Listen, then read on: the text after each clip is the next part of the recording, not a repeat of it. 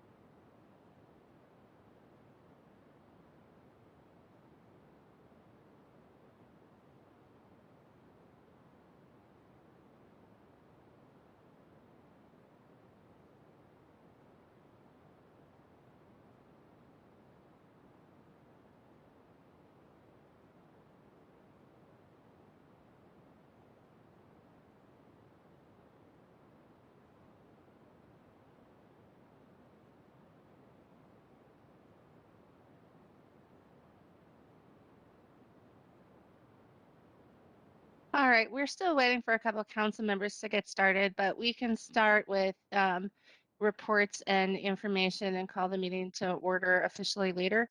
So good afternoon. This is Transportation Committee Chair Deb Barber. It is Monday, October 25th, 2021. Before I call the meeting to order, I'd like to say a few things how we'll conduct this meeting. I want to acknowledge in-person meetings at this time. Accordingly, Met Council members will participate in this meeting by phone or other electronic means, and this Transportation Committee meeting will be conducted under Minnesota Statute Section 13D.021. Because we are conducting the meeting electronically, all roll call. As we wait for a quorum to be present, we're going to go ahead and move ahead. We'll first move to various Chair? reports, and then we'll move to information items. We don't have other council members join. Chair? Yep. I don't know if it's just me. Maybe I would ask for others on the call to indicate if Councilmember it's, Fredson? Yep. I don't know if it's just me, but you're cutting in and out. So if it's my internet, I'll go off of video, which I just did. But if it's, I'm just concerned if it's you, others may not be able to hear you.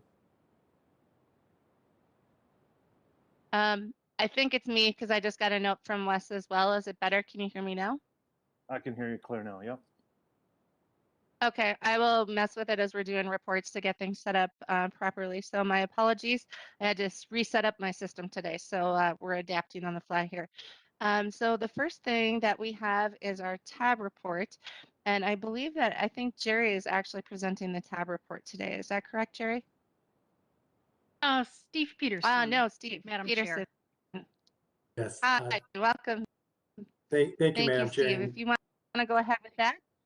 Sure, I will. And Peter Dugan usually gives the tab report, and you can't outdo Peter Dugan, but we'll try our best here today. So we're reporting back on the October 20th Transportation Advisory Board tab meeting, and a few things of note. MPCA's report that diesel emissions grant is open until December 1st of this year, and provided a link to that. The MAQ report, which is always interesting. We're expecting up to 32,000 people through security for MEA weekend on Thursday. Passenger levels are up to 70% of pre-pandemic levels, and COVID testing sites will stay in place at the airport until the end of November. Those are some of the interesting tidbits from the reports. We had several streamlined tip amendments, some of which you'll see in the near term. Others you'll see probably more in the December timeframe come through. We did have one additional action item at our tab meeting. That was to certify the use of funds for a Metro Transit project. This was the I-94 and Manning Avenue park and ride and bus service from a past regional solicitation grant. And the tab voted to allow Metro Transit to keep about $2.2 million of that for the buses that were purchased and used for express service on the I-94 corridor from the Woodbury area into the downtown cores. And the remainder, about $5 million, was returned back to the MPO and to the region for redistribution, which tab will see as an action item here next month. So some good conversation there. We had 4 info items. We only got to 2 of them at the tab meeting. The first of which was looking at $20 million of COVID relief fund through the federal bill last December called Carissa. And the MPO received $20 million there. And so we talked about different uses and of that $20 million. This is going as an action item back to tab next month. It was voted on by our TAC Funding and Programming Committee here last Thursday. And they voted to, or recommended distributing that money using the state aid formula for to our counties and cities. So the $20 million was split up based on state aid formula to any city over 5,000 or more people, and then to all 7 counties to use because they receive less money through their state aid accounts due to COVID impacts. So that's what's going forward as the recommendation there. I think we will have a info item next month with more details on that for this committee. Second info item very quickly was a major projects, highway projects presentation, three projects at 3 different stages. One was John Haukus, Blaine Public Works Director, talking about Highway 65. Sheila Kalpe from Mndot on rethinking I-94. And then finally, Lisa Freeze, Scott County, speaking to their recently completed 16941 interchange area project. The other 2 info items, again, were tabled. One of those was Mndot Statewide Multimodal Transportation Plan. If you look at your agenda, that is the info item here tonight for you. So you will, you'll get a chance to see that. So with that, Madam Chair, I'll turn it back to you. Thank you. Thank you, Steve. So my first question is, can everybody hear me and see me now? Hopefully I sound a little bit better. Please let me know if I have audio problems again. All right, did anyone have any questions for Steve? All right, seeing and hearing none, I think we have a quorum present now. So to confirm that, Becky, would you call the roll, please? Chambliss. Cummings. Ferguson. Here. Fredson. Here. Gonzalez. Here. Sterner. Zirin. Present. Barber. Here. And with that, we have a quorum present. So I call to order the meeting of the Metropolitan Council Transportation Committee meeting for October 25th, 2021. Our first order of business is approval of the agenda. If there are no changes or additions to the agenda, we can move on to the minutes. All right, seeing and hearing none, I entertain a motion to approve the minutes for the October 11th, 2021 meeting.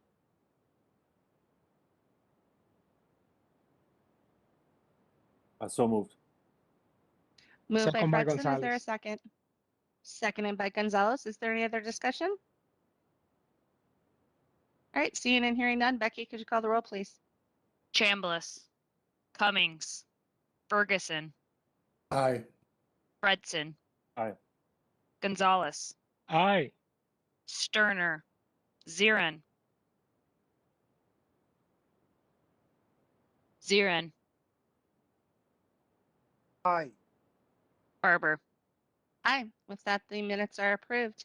Our next order of business is reports, and we have MTS. We have Jerry Sutton here today to present. Thank you, Madam Chair. Committee members, MTS planners will be convening an MPO Transportation Safety Peer Exchange starting tomorrow and through the 28th.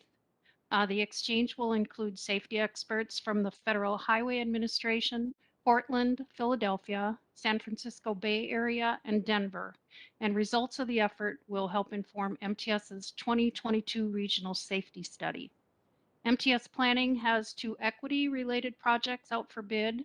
The first is for a master contract for engagement with BIPOC communities on an as-needed basis for planning studies. And the second is for the equity evaluation of transportation investments.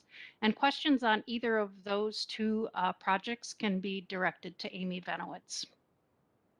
And finally, our third item is that Metro Mobility will be hosting its first community conversation events this week since the beginning of the pandemic. During the pandemic, staff held some smaller meetings with specific groups such as Vision Loss Resources, Leading Age Minnesota, and several adult day centers, but until now hasn't had the opportunity to reach the broader customer base. So there are 2 sessions planned. The first one is tomorrow from 10:30 a.m. to noon. And the second is Thursday from 4 p.m. to 5:30 p.m. The events will be held virtually on the Microsoft Teams platform. We have over 50 customers and advocates signed up to attend at this point. And the agenda will include a brief opening session on Metro Mobility program updates, followed by breakout groups where attendees will participate in a facilitated discussion on topics related to safety, Metro Mobility service during the pandemic, and customer experience with our scheduling and services. That's all I have for you, Madam Chair. Very good. Thank you, Jerry. Are there questions from council members? All right, seeing and hearing none, we can move on to General Manager Koistra. Thank you, Madam Chair. I want to start my report by acknowledging the October 16th fatal car accident that occurred at the new 35W Lake Street Transit Facility. As you know, we canceled the opening celebration. It was scheduled for last Monday out of respect for the fact that a life was lost.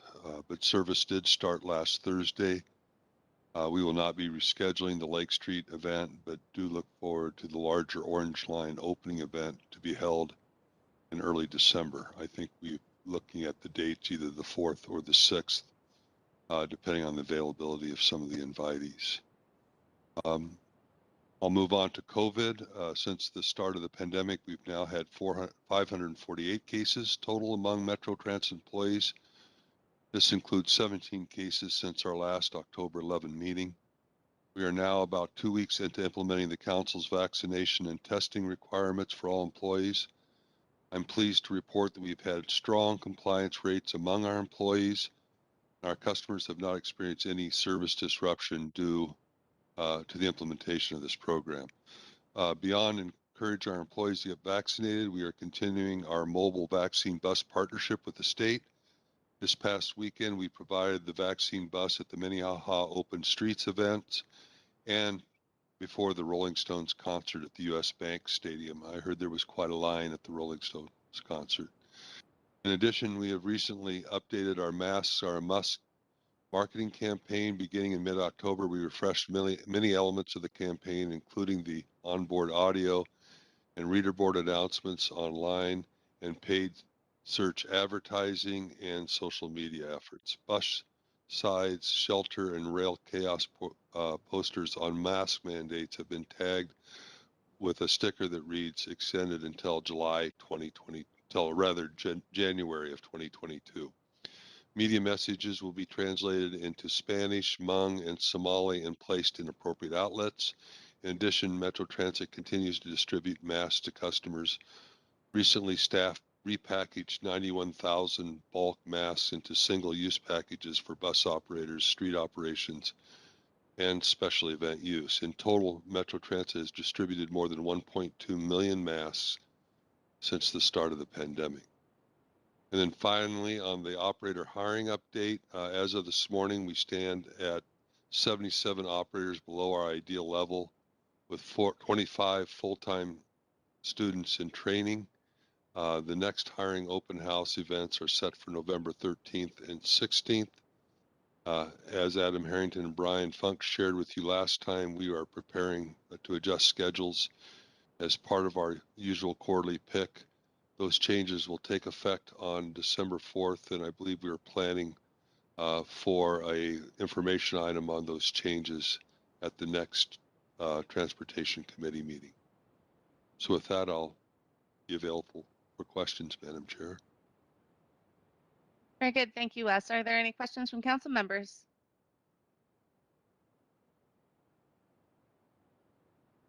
All right, seeing none. Thank you, Wes. Appreciate the report. And we're on to our business. The first item of business is the consent items. There are 5 items on consent tonight. I'd entertain a motion to approve the items on consent.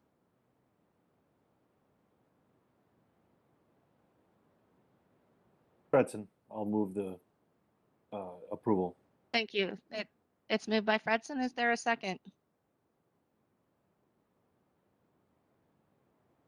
Second by Gonzalez. Seconded by Gonzalez. Is there any other discussion? All right, seeing and hearing none. Becky, could you call the roll, please? Chambliss, Cummings, Ferguson, Aye. Fredson. Aye. Gonzalez, Aye. Sterner, Zirin, Aye. Barber. Aye. With that, the consent agenda is approved.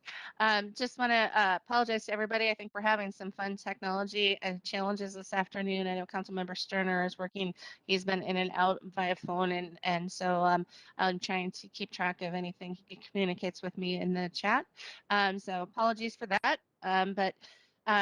We'll go ahead and we'll move ahead to our non-consent items. The first item is business item 2021-248. It's the Metro Purple Line Bus Rapid Transit Subordinate Funding Agreement. And we have Craig Lamont here. Welcome, Craig.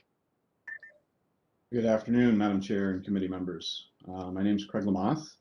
I'm here on behalf of the Purple Line Bus Rapid Transit project team, and I'm asking for your consideration of the request of 2021-248. Before getting to the action, I just wanted to give a real brief remarks on October for the project. It's been a very fruitful month. We've been working toward completion of the transition of the Rush Line Bus Rapid Transit project from Ramsey County to the council. On October 5th, Ramsey committed $39.9 million to fully fund the next 2 years of project development. Later on October 5th, the Federal Transit Administration approved the environmental decision for the project. Later the next week, on October 8th, the council transmitted to the Federal Transit Administration a request to enter the project into their program as a New Starts project. On October 12th, the council advertised a request for proposals for engineering and project management consultant services. And then later that day, the White Bear Lake City Council approved a highway access change municipal consent for the project. The project's transition is anticipated to be complete by the end of the year after the Federal Highway Administration approves an environmental decision for the project's crossing of Interstate 694, and the Federal Transit Administration grants the project entry into project development phase of the Federal Capital Investment Grant Program as a New Starts project. So in preparation for the completion of the project transition, we are seeking your recommendation to the council for authorization of the regional administrator to negotiate and execute subordinate funding agreement number 1 with Minnesota Department of Transportation for the Metro Purple Line Bus Rapid Transit project for an amount not to exceed $1,015,000, contingent upon the council approval of the fourth quarter budget amendment and changes to the authorized capital budget for the project on November 10th. This requested action is preceded by similar actions this summer associated with the cooperation agreement and master funding agreement between the agencies for the project. With that, Madam Chair, I'd be happy to ask or answer any questions. Thank you. Are there any questions from council members? All right. Seeing and hearing none, I'd entertain a motion to approve business item 2021-248. This is Sterner. I'd make a motion to approve the item. Okay, it's moved by Sterner. Is there a second? Fredson will second. Seconded by Fredson. Is there any other discussion? All right, seeing and hearing none. Becky, could you call the roll, please? Chambliss, Cummings, Ferguson, Aye.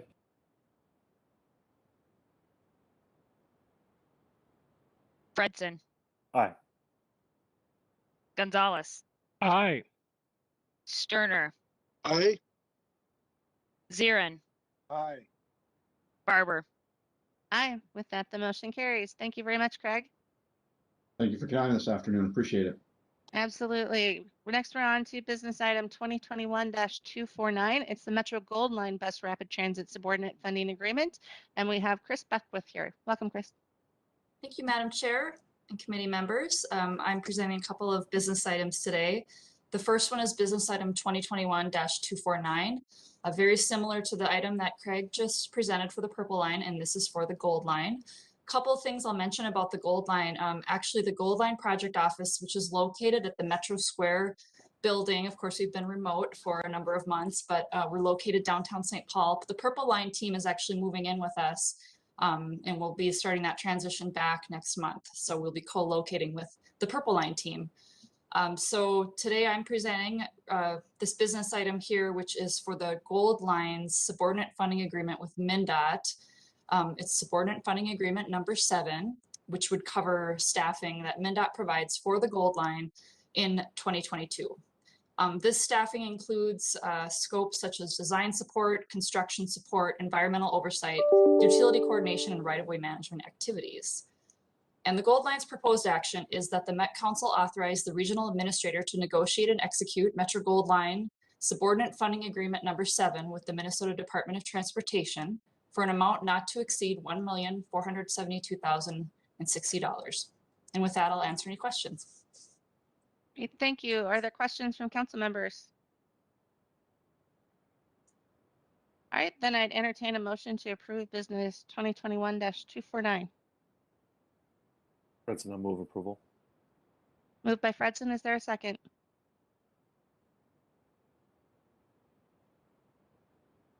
Zirin seconds. Seconded by Zarin. Is there any other discussion? All right, seeing and hearing none. Becky, could you call the roll, please? Chambliss, Cummings, Ferguson, Aye. Fredson, Aye. Gonzalez, Aye. Sterner, Aye. Zirin, Aye. Barber. Aye. With that, the motion carries. And we'll turn it back over to Chris for business item 2021-299. It's the Gold Line Master Utility Agreement. Thank you, Madam Chair. Just 2 weeks ago, I was in front of the Transportation Committee with a very similar request for a master utility agreement. Today's agreement is actually with Quest Corporation, and they're doing business as CenturyLink on along our alignment. So the master utility agreement is for the council to transfer funds to Quest Corporation for relocation of utilities owned by Quest, which would conflict with the planned gold line alignment. According to the FTA, the Federal Transit Administration, Quest Corporation is a utility owner, and so they're not treated as a contractor or a subrecipient, rather as the actual property owner. So we are reimbursing them for relocation of their own infrastructure. And as such, they are exempt from certain Federal Transit Administration procurement requirements, such as the disadvantaged business enterprise requirements. You'll see probably a couple more of these come through for Gold Line in the next month or so. So this one today, again, is for Quest, and I'll read the proposed action. That the Met Council authorize the regional administrator to negotiate and execute a Metro Gold Line Master Utility Agreement, number 21M086, with Quest Corporation in an amount not to exceed $6,590,809. And with that, I'll answer any questions. Thank you. Very good. Thank you. Are there questions from council members? All right. If not, I would entertain a motion to approve business 2021-299. That's no move approval. It's moved by Fredson. Is there a second?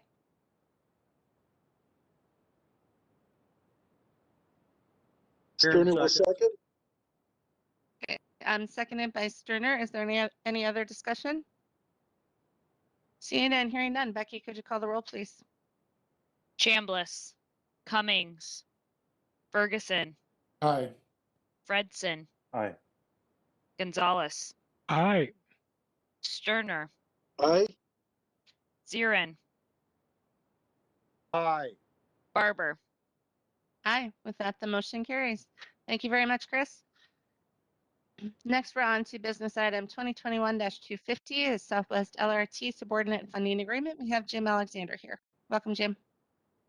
Thank you, Madam Chair, committee members. So I have item tonight to talk about another subordinate funding agreement. This is number 15 for the Southwest LRT with Mndot. Our partnership with Mndot goes back quite a ways, back to 2012 on this project, where we got a cooperation agreement and a master funding agreement. And so this SFA number 15 would just continue that for 2022, where we're looking to continue the staff support for construction activities and right-of-way acquisition and other professional services, primarily in the environmental, looking at contaminated materials part of the project. And so we've been partnering with Mndot on really all our projects going back to Hiawatha, the Blue Line, and find it very successful working with the Mndot folks. So the proposed action tonight for this one is that the Metropolitan Council authorize the regional administrator to negotiate and execute a subordinate funding agreement, number 15, to the master funding agreement, number 121021, with the Minnesota Department of Transportation for 2022 Southwest LRT staff support in an amount not to exceed $1,924,101. And I would mention this is a slight reduction from last year, but we're just around a little over $2 million for 2021 to give you some context. Madam Chair, it's my item tonight. Great, thank you. Are there any questions from council members? All right. Seeing and hearing none, I'd entertain a motion to approve business item 2021-250. Fredson, so moved. Moved by Fredson. Is there a second? Zirin seconds. Seconded by Zirin. Is there any other discussion? All right. Seeing and hearing none, Becky, could you call the roll, please? Chambliss, Cummings, Ferguson, Aye. Fredson, Aye. Gonzalez, Aye. Sterner, Aye. Zirin,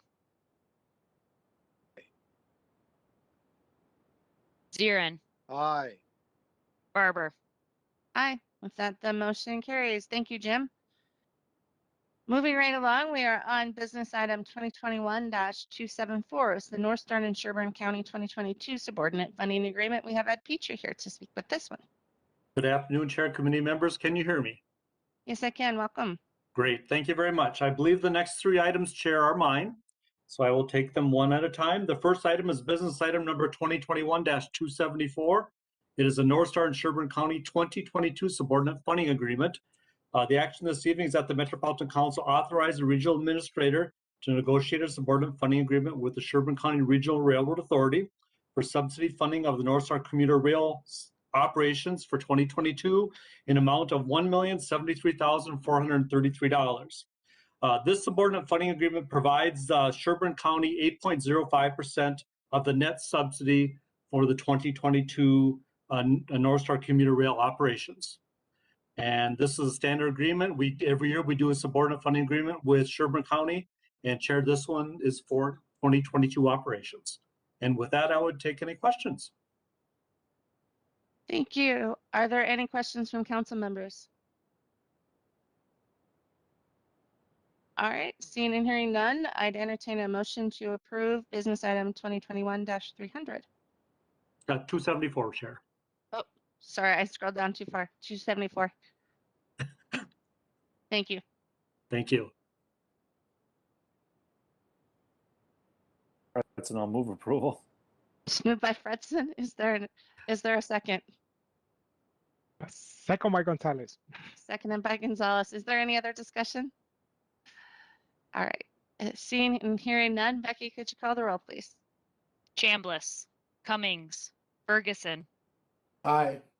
Fredson, Aye. Gonzalez, Aye. Sterner, Aye. Zirin, Aye. Barber. Aye. With that, the motion carries. Turn it back to Ad 4, now business item 2021-300, the 2022 operating grant agreements with the funding transitway counties. Perfect. Thank you, Chair. This next item, as the Chair just mentioned, is 2021-300. It's the 2022 operating grant agreements with the funding transitway counties. Back on October 13th of 2021, the Council approved business item 2021-256, which authorized the regional administrator to submit grant applications to the funding transitway counties for the Metro Blue Line, Green Line, and North Star. And I'm working right now with the counties for those grant agreements as we speak. This item now this evening is that the Metropolitan Council would then authorize the regional administrator to execute operating grant agreements for calendar year 22 with the funding transitway counties of Anoka, Hennepin, and Ramsey to receive 2022 funds.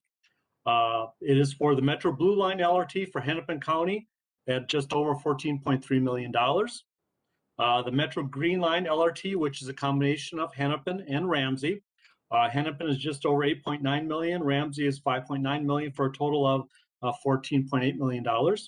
And then for the North Star commuter rail, it would be Anoka County and Hennepin County. Anoka County is $4,691,000 and Hennepin is $1,072,000 for a total of just over $5.7 million.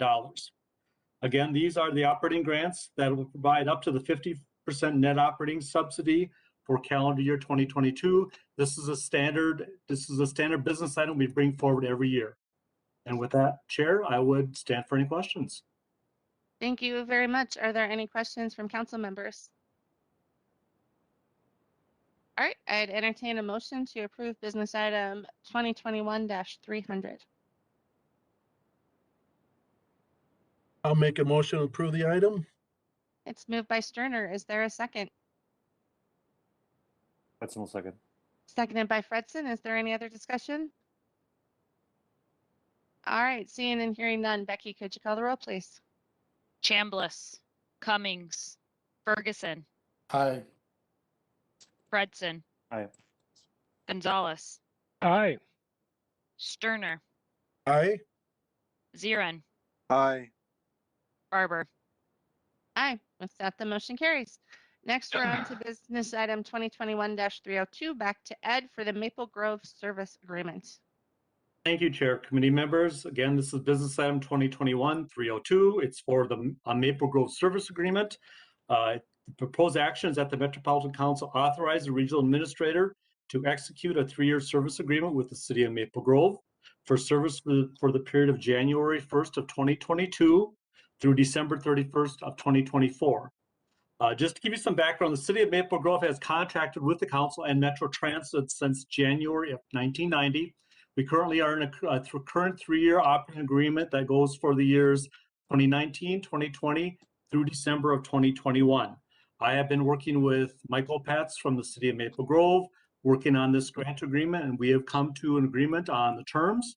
And so the action this evening, Chair, is at the Metropolitan Council, authorize the regional administrator to execute a 3-year service agreement. It's an extension with the city of Maple Grove for the service period of January 122 through December 31st of 2024.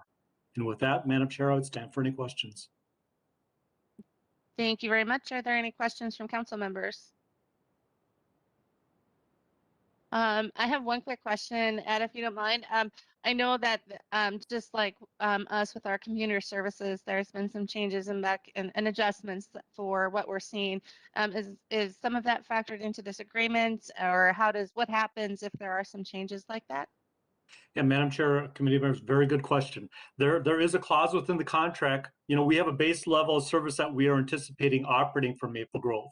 But I believe it's with a 60-day notice, they can then contact us for service adjustments. And due to the COVID experience that we've all been operating on, early on last year, they did contact us, and then we did reduce their service, and we have been slowly adjusting it over the last 18 months. So there is the clause that allows us then to work with them with availability of operators, et cetera, to adjust their service. Great, thank you. I appreciate that, and I You bet. appreciate Thank you. the ability to have that back and forth, because we're all trying to do the best we can to provide the services that our riders need. So that's good to hear. All right, Absolutely. are there any? Yeah, absolutely. Any other questions or from council members? All right, if not, I entertain a motion to approve business 2021-302. Fredson, I'll make the motion. Moved by Fredson, seconded by Ferguson. Yes. Perfect. Is there any other discussion? All right, seeing and hearing none. Becky, could you call the roll, please? Chambliss, Cummings, Ferguson, Aye. Fredson, Aye. Gonzalez, Aye. Sterner, Aye. Zieren, Aye. Barber. Aye. With that, the motion carries. All right, thank you very much, Ed. Thank you. All right, bye now. Next, we're on to business item 2021-284 to execute contract options with Gillig LLC, and we have Paul Colton here. Good afternoon, Chair and council members. Can you hear me okay? You're a little stuttery. Okay. If that continues, I will turn my video off. Perfect. Okay. You sound better. Okay. You just give, okay, great. Just give me a sign and I'll shut my video off. So this is the perfect ending for our non-consent items, because this one ties all the way back to our first consent item related to the Orange Line and connecting to the Orange Line for MVTA service. So these will be the vehicles that provide that service as part of that operating funding agreement and assistance. So the action that I do have for you this afternoon for your consideration is that the Metropolitan Council authorize the regional administrator to exercise existing contract options on contract 19P 122 with Gillig LLC to purchase up to 2 40-foot buses in an amount not to exceed $1,030,000. As I mentioned, this will be on new service in the MVTA service area that will connect with the Orange Line. These are the first option buses to be purchased off of our new contract with Gillig that was released last spring. And we will probably see these vehicles about a year from now. So Gillig is about 12 months out on build and delivery right now. And I would be glad to entertain any questions that you have on this item. Great, thank you. Are there any questions from council members? All right, seeing and hearing none, I would entertain a motion to approve 2021-284. Ferguson to move. It's moved by Ferguson. Is there a second? Fredson will second. Seconded by Fredson. Is there any other discussion? All right, seeing and hearing none. Becky, could you call the roll, please? Chambliss, Cummings, Ferguson, Aye. Fredson, Aye. Gonzalez, Aye. Sterner, Aye. Zieren, Aye. Barber. Aye. With that, the motion carries. All right. Thank you, Paul. Have a good evening. Thank you. So that concludes our business for the night. As you could tell, as we move fairly quickly through things, it was a lot of fairly standard things. So I would say that we could put all of these items on consent to the full council unless there's anyone who disagrees. All right, very good. Then we will move on to our information items. So we have our statewide multimodal plan, and we have Steve Peterson here and Hallie Turner from Mndot. So I'm going to turn it over to Steve, I think first. Yeah, thank you, Madam Chair and members. So this was an item that's gone through many of our technical committees. As we said before, Tab didn't hear it because we ran out of time, but Hallie Turner's with us. She's the planning program coordinator, policy planning director, I should say, at Mndot. And the statewide multimodal transportation plan is similar in many respects to our region's TPP, or transportation policy plan. It covers all modes, and she will lead us through and get some input from us here tonight. So welcome to Hallie. Thank you. Thank you, Steve. Thank you, Chair. Thank you, Council members. It's great to be back with the Transportation Committee. Just a reminder, we were here, my colleague Abdullahi and I were here back in July, talking to you about our transportation equity definition, of which I have an update for you today. But let's skip the next slide and go to the following, because Steve did just such a great overview. Next slide. Thank you. So just a reminder so that we're all on the same page, we are starting with the Minnesota Go vision for transportation for all of Minnesota. So Mndot led, but it applies to all transportation in Minnesota. That answers what are we going to achieve, what are we trying to achieve?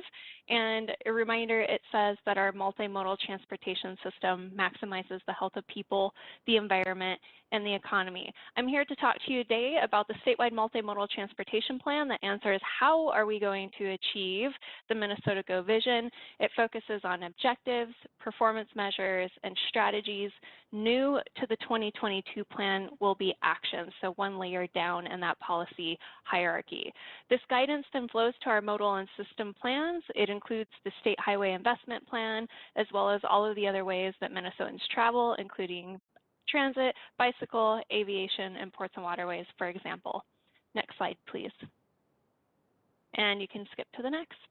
So we are slated to have our draft 2022 SMTP, Statewide Multimodal Transportation Plan, in early 2022, and I had mentioned that it has this policy hierarchy. We start with objectives, which are big picture overarching statements that are aimed at driving transportation in Minnesota for the next 20 years. Under objectives or performance measures, it's easier for us to attach performance measures to objectives than individual strategies. Next, we have strategies. These focus on the what are we trying to achieve. We are adding actions that focus on the how are we trying to solve the strategy, and then we will keep work plan, which is a Mndot specific chapter to describe how in the next 5 years we are going to do the work of our agency in commitment to the SMTP. The actions have come out of recommendations, including from Metropolitan Council staff, that when you have a plan that's for all of the ways that we travel, for all jurisdictions, it's a plan about nothing for nobody, and the guidance was to try to be as clear, if not direct, as possible. So by going one layer down in this policy hierarchy to include actions, we're hoping that we're making good on some of those requests of our partners. Next slide, please. We have 5 objectives that are coming with us from the 2017 plan, 1 that we are proposing to add. Starting first with climate action, we're proposing the addition of this. We are carrying forward critical connections. We are amending healthy communities to healthy, equitable communities, and then carrying with us open decision-making, system stewardship, and transportation safety from the 2017 plan. I don't think I mentioned this as a reminder. We do intend this to be an update of the 2017 plan, but we know that updates often look very different when they're actually published for the public. Next slide. So starting first with climate action, this is a proposed new objective to document our commitments to mitigate and adapt to climate change, reduce greenhouse gas emissions, and protect people and the environment from a changing climate. We are proposing this as an addition to the other 5 objectives because we think that the gravity of the conversation that we are having with the public necessitates a clear signal to people when they open our document or when they're scrolling online, as it were, that they can see easily where our commitments are to climate. We also have embedded strategies and actions across each of the objectives, so we have taken a broad as well as deep approach with climate as well as equity. You'll see that in a moment. Next slide. Next, we have critical connections, which is focused on maintaining and improving those connections that are critical to our quality of life. Strategies and actions focus on providing equitable access, prioritizing multimodal solutions and investments, as well as technology solutions. Next slide. Healthy, equitable communities, amended from the 2017 plan. Amending to include equity allows us to communicate the dependencies of health and equity. You cannot have healthy communities without equity. You cannot have equitable communities without health. So we're acknowledging that this relationship is codependent. So by creating healthy and equitable communities, we are promoting vibrant spaces and places in which people are able to travel by modes that fit their needs, that we have diverse workforces, we are advancing the health of people, as well as reconnecting communities. Next slide. For open decision-making, this is focused on inclusive and equitable decision-making processes that center on building relationships, prioritizing two-way communication, and involving people in decision-making processes. Next. System stewardship, consider this our pavement and bridge objective. Strategies and actions include improving the condition on our existing assets, maintaining transportation infrastructure, as well as diversifying our transportation workforce. So workforce came up in one of the previous objectives. Consider this one focused exclusively on the transportation workforce. The previous objective with healthy and equitable communities is how we show up as a steward for all of our communities in support of people getting to and from work. So this one is focused exclusively on the transportation workforce. Next slide. Last of the 6 objectives, transportation safety. This is safety for both people that are traveling as well as the communities our system is traveling through. We are prioritizing coordinating with partners on initiatives, so think things like Towards Zero Death or Vision Zero. The other one is just not coming to mind on a Monday afternoon. Prioritizing the movement of people and goods. So this is also where we have some of our freight strategies and actions, as well as equitable education, enforcement, and engineering techniques. So working in collaboration with these 3 E's for transportation safety. So that is kind of broad level package of our policy hierarchy plus themes of the strategies and actions. I do want to move on to our transportation equity definition. Next slide. And I think you'll go 2 slides. Oh, sorry, stay here. So under each of our objectives, we are proposing doing a policy analysis in order to communicate how the objective does or does not show up in support of climate equity and health. These are key themes that we are hearing in our conversations with partners, stakeholders, and the public, and especially with things like the pandemic, the murder of George Floyd, climate crisis, and equitable economic recovery. We feel that people want to see and need to know the interdependencies of these topics and the gravity of what we are living through. So under each of our objectives, we will have call outs that help to explain, for example, how does open decision-making help reduce carbon emissions? How does transportation safety lead to fair distributions and benefits? Fair distribution of benefits and burdens? How does system stewardship maximize the health of people? So we just want to help to build the capacity to talk about the value of transportation in meeting these higher values for our communities. Now moving on to the transportation equity definition. Next slide, please. This was the definition that you saw in July 2021. that said transportation equity ensures the benefits and burdens of transportation spending, services, and systems are fair, which have historically not been fair, and people, especially Black, Indigenous, and people of color, are empowered in transportation decision-making. We had a great conversation with you all, as well as over 1,000 other people over the summer under the leadership of Abdullahi Abdullah. And if you go to the next slide, you'll see some of the information that we heard in those 1,000 or more responses. First, we need to be bold. We heard a lot of folks saying that this is a really great start. Please, as we were going forward, don't water it down. This was the very least that we needed to do. We heard that we need to continue to acknowledge the harm of the system in both where there are burdens, but as well as where there are benefits incurred that then compound over time. We need to focus on outcomes that repair past injustices. We need to define the word fair. We actually had a lot of people that were asking us about just what these terms meant. So we will have like a suite of information that goes with our definition that includes definitions for benefits, burdens, fairness, justice, why BIPOC, why are we saying Black, Indigenous, and people of color, what does power in transportation decision-making mean, and what is transportation spending? So we'll have a suite of information that helps to provide more context to our definition. We need to acknowledge that there are different needs in rural and urban communities, and that even though our definition says especially Black, Indigenous, and people of color, it does not say exclusively, so we'll still need to communicate that transportation equity is inclusive of other groups like people with disabilities. That was the one that was commonly noted as excluded, as well as people with low incomes. Next slide. So I have for you our revised definition. I'm going to put it into the chat and give you a moment to read it, and then I will read it out loud.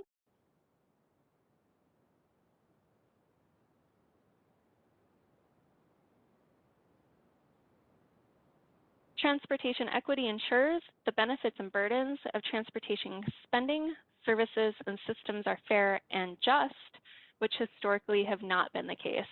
We, after feedback from over 1,000 people, went back to our equity work group that includes Heidi Schallberg and added and just because they felt that fair did not go far enough, especially to the commitment to be bold and to acknowledge harm. We needed to make sure that we were pushing further towards justice and not just equity. And then we broke it into two sentences. The second sentence reads, transportation equity also requires sharing power and decision-making with people, especially Black, Indigenous, and people of color. We split it into two sentences because one sentence, though comprehensive, was a lot to unpack. Two is a little bit more palatable, and we have shifted from the words or the sentiment of empowering people to acknowledge that people have power, as do institutions, and we need to share power in our decision-making processes. Next slide. So going forward, we are seeking Mndot approval to include this in the draft SMTP expected in early 2022. We also have our technical advisory committee that will see this on Thursday as well. So after our technical advisory committee looks at it, it's going to go up Mndot leadership for inclusion in the 2022 SMTP. I also had shared some of the information that will be included with the definition, so it will be shared with additional context. Next slide. And next slide. One last thing to share, shifting away from the transportation equity definition, one last thing to share with you. We are out saying hello to people. So this is the first that we've been able to do in-person engagement since the start of the pandemic and the start of the statewide multimodal transportation plan. We are doing around 20 events, 1 to 2 per Mndot district, except at the Metro, where we think that we will do 4 events. We were at the Twin Cities Marathon. We have a pop-up event next week at Midtown Global Market, and we'll be at the Eagan Farmers Market later this month. If you have any ideas for me, I would love to hear them. My phone number was included in the agenda. My email is included in the presentation. Chair, thank you so much for having me. I will pass it back to you to see if there's any questions. Thank you so much for this information. This was great. I really appreciate the update. Are there any questions or comments from council members? Well, thank pondering questions. I've got a couple quick ones. So first of all, I really want to appreciate the work that you've done and your team has done in revising the definition. I think that it really captured what we were talking about, and I'm sure a lot of the other stakeholders that you've had. I think I'm really excited to hear that you're building a suite of communication tools that goes with this, because it is one of those things that I think becomes hard to talk about because transportation is a technical field, and how do we apply some of the some of this transportation equity language around some of the decisions that we're making, because we can make big impacts. So I think that's really, really critical and key to this whole process. One question I had was, you talked about how the rural and urban needs would differ, and this may be premature, might come out of the next steps, really, but how do you define the sort of this application of this transportation equity lens to those two different areas of the state? Simple, Thank you, Chair. really easy question. Yeah. Oh, it's just a really easy question. Yeah. A curveball, or it's more of a curveball on a Monday evening. We have not gotten that far. We know in the SMTP that we need to, especially rural communities, need to see themselves. And when they see the definition, especially where it calls BIPOC, though there is a lot of diversity in select locations around Greater Minnesota tends to be more white, and they do not see themselves in the definition. Yet to be determined, we will make sure that we loop back to you when we have more information to share. Great, appreciate it. And I actually appreciate the frankness, because, it is definitely something, even within the metropolitan region, we have, urban and more rural areas. And that's where I go back to sort of that suite of tools about how we talk about transportation equity will become so important and will help all of us in doing our jobs as well. All right, other questions from other council members or comments? Councilmember Gonzalez, did you have something? I saw you lean forward. Yeah, actually, thank you, Chair Barber. I just want to echo what was said here about the equity portion of the work here. On behalf of the EAC, we have discussed this type of issue regarding transportation and equity, and I like the addition of the word justice, because it's more than just the technical aspects that we're looking into. We're trying to make sure that at the end of the day, when the project and the services are set up, they really address all the issues and the disparities that we had for so long. So, yeah, thank you for your work. Appreciate it. Perfect. All right, anything from our other council members? All right. Yeah, this is Fredson. I would just Councilmember echo Fredson. thank you. I would just echo the thanks for your work on this in your presentation. These are really, it's really challenging. Just in my district alone, we have I-94, and which obviously, put a deep cut through Rondo, and there's no one doing the damage there. No matter what we do in terms of rethinking I-94 and whether or not a land bridge is built in the future, and then just looking to the future, facing similar challenges as it relates to the Riverview corridor, and what kind of route would we potentially build there, and how do we respect the past of Fort Snelling and Mndot, and at the same time serve communities as best we can with efficient transit service in between downtown St. Paul and the airport. And so all of this is very relevant, and grateful for your work. Very good. Any additional questions or comments? Councilmember Sterner.